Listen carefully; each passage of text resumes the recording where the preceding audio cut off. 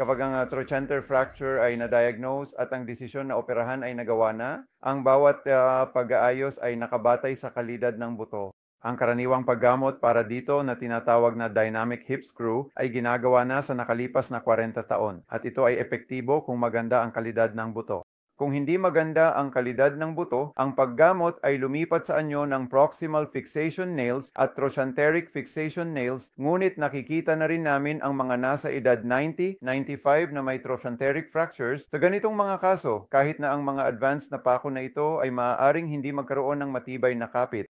Kaya nagkaroon kami ng mga pasyente kung saan inaayos namin gamit ang standard, advanced nails, TFN, ngunit ang mga tornilyo ay may tendensyang lumuwag habang sila ay nagsisimulang maglakad at lahat. Upang maiwasan ang mga ganitong bagay, sa pamamagitan ng mga pako at tornilyo, maaari kaming maglagay ng semento at patatagin. Kung maganda ang buto, ayusin at immobilize ang pasyente.